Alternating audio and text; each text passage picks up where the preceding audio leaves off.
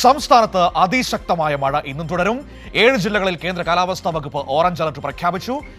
ഒപ്പം തന്നെ തിരുവനന്തപുരം, കൊല്ലം അടക്കമുള്ള ജില്ലകളിലൊക്കെ യെല്ലോ അലർട്ടും പ്രഖ്യാപിച്ചിട്ടുണ്ട്. നമുക്ക് നോക്കാം ഇന്നത്തെ കാലാവസ്ഥാ മുന്നറിയിപ്പുകൾ എങ്ങനെയാണെന്ന്. നൃപനുണ്ട് തിരുവനന്തപുരത്ത് നമ്മളോടൊപ്പം കാലാവസ്ഥാ മുന്നറിയിപ്പുകൾ പങ്കുവയ്ക്കാനായി. നൃപൻ, ഇന്ന് ഓറഞ്ച് അലർട്ടാണ് പ്രധാനമായും ജില്ലകളിൽ പ്രഖ്യാപിച്ചിരിക്കുന്നത് അല്ലേ? 7 ജില്ലകളിലാണ് ഇന്ന് ഓറഞ്ച് അലർട്ട് പ്രഖ്യാപിച്ചിരിക്കുന്നത്. ഒപ്പം തന്നെ മറ്റു ജാഗ്രതാ നിർദ്ദേശങ്ങൾ എന്തൊക്കെയാണ്?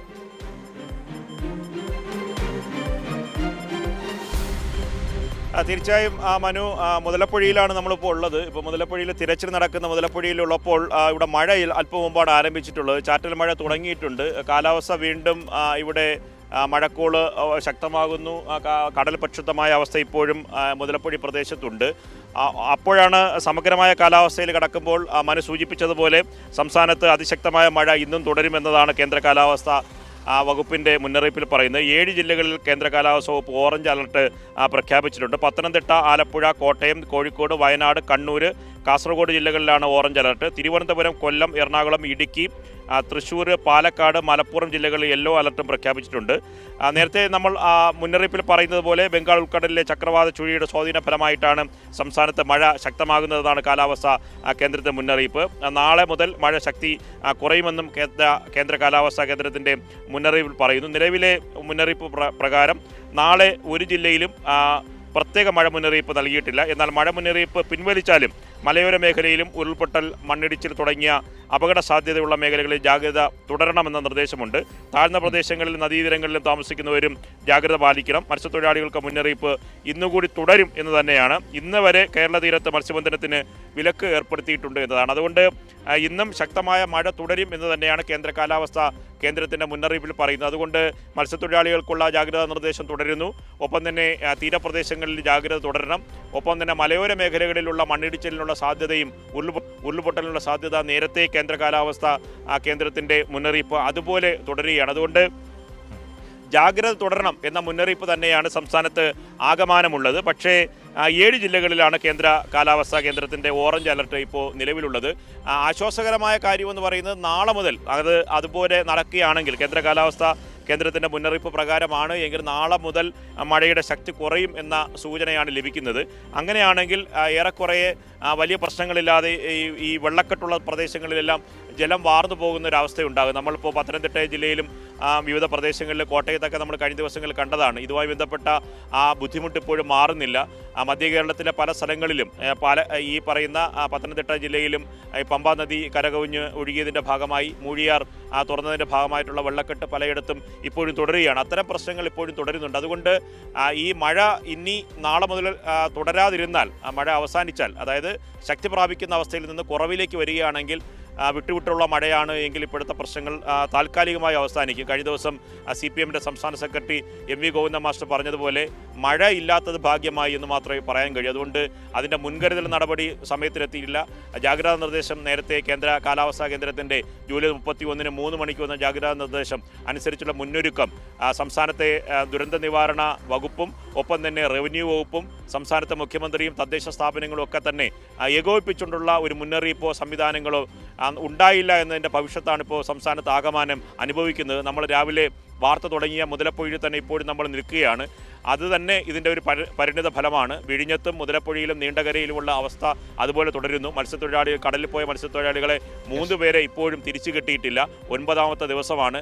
രാവിലെ തിരച്ചിൽ തുടങ്ങിയെന്ന് മറൈൻ എൻഫോഴ്സ്മെൻറ്റും ഒപ്പം തന്നെ കോസ്റ്റൽ പോലീസ് ഔദ്യോഗികമായി അറിയിക്കുന്നുണ്ട്. അല്പം മുമ്പ് മത്സ്യത്തൊഴിലാളികൾ ഇവിടെ വന്ന് പലരും പറഞ്ഞത് ഇവിടെ കോസ്റ്റൽ പോലീസിൻ്റെ ഒരു ഈ തിരച്ചിൽ ബോട്ട് ഈ കടലിൻ്റെ ഭാഗത്ത്, നമ്മൾ ഈ പുഴയും ഒപ്പം തന്നെ കടലിലും ചേരുന്ന ഭാഗത്തുണ്ട്. പക്ഷേ രാവിലെ വെറുതെ വന്ന് ബോട്ട് കിടക്കുന്നതാണ്. പക്ഷേ തിരച്ചിൽ ഔദ്യോഗികമായി ആരംഭിച്ചിട്ടില്ല. ഇത് മത്സ്യത്തൊഴിലാളികളെ കബളിപ്പിക്കാനാണ് എന്ന ആരോപണമാണ് മത്സ്യത്തൊഴിലാളികൾ പലരും ഉന്നയിക്കുന്നത്. പക്ഷേ പോലീസ് ഔദ്യോഗികമായി പറയുന്നത് തിരച്ചിൽ ആരംഭിച്ചു എന്നാണ്. ഒപ്പം തന്നെ കഴിഞ്ഞ ദിവസത്തെ മന്ത്രിയുമായി നടത്തിയ ചർച്ചയുടെ ഭാഗമായി പറഞ്ഞത് 10 വിദഗ്ധരായിട്ടുള്ള മത്സ്യത്തൊഴിലാളികളുമായി അടങ്ങിയ ടീമും ഒപ്പം തന്നെ സ്കൂബ ഡൈവേഴ്സും അടങ്ങുന്ന സമഗ്രമായ തിരച്ചിൽ സംഘം രാവിലെ തന്നെ ആരംഭിക്കുമെന്നതാണ്. പക്ഷേ അങ്ങനൊരു തിരച്ചിൽ ഇതുവരെ ആരംഭിച്ചിട്ടില്ല. കാരണം നമ്മൾ രാവിലെ ഇവിടെ എത്തുമ്പോൾ ഈ പറഞ്ഞ ഈ കോസ്റ്റിന്റെ ഒരു ഈ തിരച്ചിലിനോട് പ്രത്യേക അതായത് ഇന്നലെ മന്ത്രി സി പി ജോൺ പ്രദേശത്തെത്തി ഉറപ്പ് നൽകി പോയിട്ടും ഇന്നും ആ തെരച്ചിൽ കൃത്യമായ രീതിയിൽ അവിടെ നടക്കുന്നില്ല എന്നാണോ നമ്മൾ മനസ്സിലാക്കേണ്ടത്? വീണ്ടും അലംഭാവം സംഭവിക്കുകയാണോ?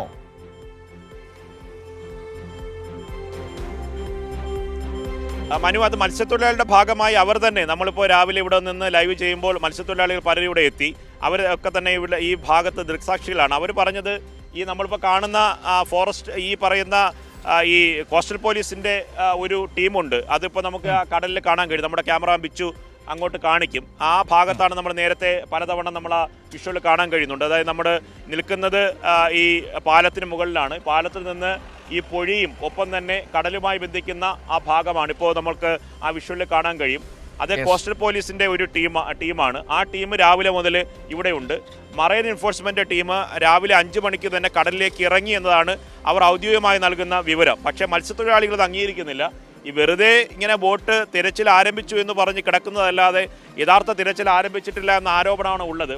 അത് മത്സ്യത്തൊഴിലാളികളുടെ ആരോപണമാണ്. പക്ഷേ ഔദ്യോഗിക വേർഷൻ അതല്ല. പക്ഷേ ഈ കാര്യങ്ങളിൽ കഴിഞ്ഞ ദിവസം മന്ത്രി വന്ന് പോയിട്ടും ആത്മാർത്ഥമായിട്ടുള്ള ഒരു സമീപനത്തിലേക്ക് ഈ തിരച്ചിൽ സന്നാഹം ഒരുങ്ങിയിട്ടില്ല എന്ന ആരോപണം ഇപ്പോഴും നിലനിൽക്കുന്നുണ്ട്. അതിൻ്റെ ആരോപണം ശരിവയ്ക്കാനുള്ള കാരണം അഞ്ചുതെങ്ങിൽ നിന്ന് വിദഗ്ധരായിട്ടുള്ള 10 മത്സ്യത്തൊഴിലാളികളെ കൂടി ഈ തിരച്ചിൽ സംഘത്തിൽ ഉപയോഗിക്കുമെന്ന് പറഞ്ഞു. പക്ഷേ അങ്ങനെ ഒരു ഏകോപനം രാവിലെ ഇതുവരെ ആരംഭിച്ചിട്ടില്ല. രാവിലത്തെ കാലാവസ്ഥ ഒക്കെ നോക്കിയ ശേഷം എത്ര മണിക്കാണ് ഇത് ആരംഭിക്കുക എന്നതാണ് ഇനി കാത്തിരുന്ന് കാണേണ്ടത്. അതുകൊണ്ട് ഇക്കാര്യത്തിൽ സർക്കാരിൻ്റെ നിലപാട് ആത്മാർത്ഥമായിട്ടുണ്ട് എങ്കിൽ ഇന്നത്തെ തിരച്ചിൽ സന്നാഹം മന്ത്രിയുടെ സന്ദർശനത്തിന് ശേഷം കൂടുതൽ ശക്തമാകേണ്ടതാണ്. മത്സ്യത്തൊഴിലാളികൾ ഇപ്പോഴും അത് വിശ്വാസ്യതയിൽ എടുക്കുന്നുമില്ല. മനു, അല്ല, ഒരു സംശയം ദ്രവൻ, അപ്പോൾ രാവിലെ മുതൽ മത്സ്യത്തൊഴിലാളികളെ കൂടെ കൊണ്ടുപോകുമെന്നായിരുന്നല്ലോ പറഞ്ഞിരുന്നത്. അതായിരുന്നല്ലോ അവരുടെ പ്രധാനപ്പെട്ട ആവശ്യങ്ങളിലും ഒന്ന്. അപ്പോൾ എന്തുകൊണ്ടാണ് ഇന്നിപ്പോൾ ഈ മറൈൻ ബോട്ട് അങ്ങോട്ടേക്ക് ഇറങ്ങിയിട്ടും അതിൽ മത്സ്യത്തൊഴിലാളികളെ കയറ്റാതിരുന്നത്? അതൊരു പ്രധാനപ്പെട്ട വിഷയമാണല്ലോ. അതിൽ എന്തെങ്കിലും ഒരു ന്യായീകരണം ഈ പറയുന്ന അവിടെ തെരച്ചിലിന് വന്നിരിക്കുന്ന ഫിഷറീസ് വകുപ്പിന്റെയോ ആരുടെയെങ്കിലും ഭാഗത്തുനിന്ന് കിട്ടുന്നുണ്ടോ?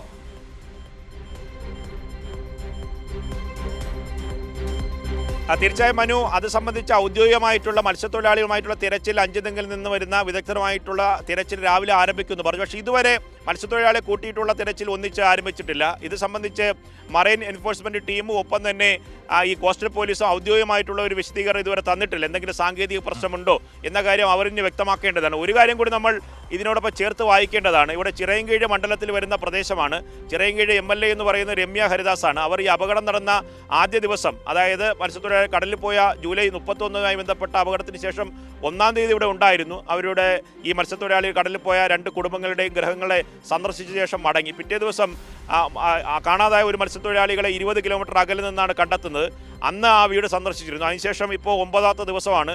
ആ സ്ഥലം MLA ആയിട്ടുള്ള MA ഹരിദാസ് അതിനുശേഷം ഇങ്ങോട്ട് വന്നിട്ടില്ല എന്ന പരാതിയും പലരും ഉന്നയിക്കുന്നുണ്ട്. കാരണം ഇത്തരം കാര്യങ്ങളിൽ സ്ഥലം MLA ഏകോപനത്തിന് മന്ത്രിമാരെ എത്തിക്കാൻ ഈ ഫിഷറീസിൻ്റെയും ഒപ്പം തന്നെ കോസ്റ്റൽ പോലീസിൻ്റെയും മറൈൻ എൻഫോഴ്സ്മെൻറ്റിൻ്റെയും ടീമിനെ സജ്ജമാക്കാൻ കേന്ദ്ര കാലാവസ്ഥാ കേന്ദ്രത്തിൻ്റെ അലർട്ടുകൾ പ്രാദേശികമായി തദ്ദേശ സർക്കാരുകൾ വഴി മത്സ്യത്തൊഴിലാളികളെ അറിയിക്കാൻ ഒക്കെ തന്നെ ഏകോപനത്തിന് നേതൃത്വം നൽകേണ്ട MLA ആണ് രമ്യ ഹരിദാസ്. അവരുടെ ഒരു നേതൃത്വം ഈ പ്രദേശത്തില്ല എന്ന വിമർശനം ഇപ്പോഴുമുണ്ട്. കഴിഞ്ഞ ദിവസം മന്ത്രി സന്ദർശിച്ചപ്പോൾ പോലും MLA ഇല്ലായിരുന്നു. കാരണം CP ജോൺ വരുമ്പോൾ മത്സ്യത്തൊഴിലാളികളുമായി കൂടിക്കാഴ്ച നടത്തുമ്പോൾ സ്ഥല MLA ആയിട്ടുള്ള രമ്യ ഹരിദാസ് അപ്പോഴും എത്തിയിട്ടില്ല. അങ്ങനെ ഒരു വിമർശനം കൂടി പ്രദേശത്ത് നിന്ന് വരുന്നുണ്ട്. നമ്മൾ അങ്ങനെ ഈ പ്രധാനപ്പെട്ട മത്സ്യത്തൊഴിലാളികൾ പറയുന്ന അവിടെ ആവശ്യങ്ങളിൽ ഉയർന്നു കേൾക്കുന്ന കാര്യങ്ങൾ നമുക്ക് ഈ റിപ്പോർട്ടിങ്ങിൻ്റെ ഇടയിലും പറയാതിരിക്കാൻ കഴിയില്ലല്ലോ മനു.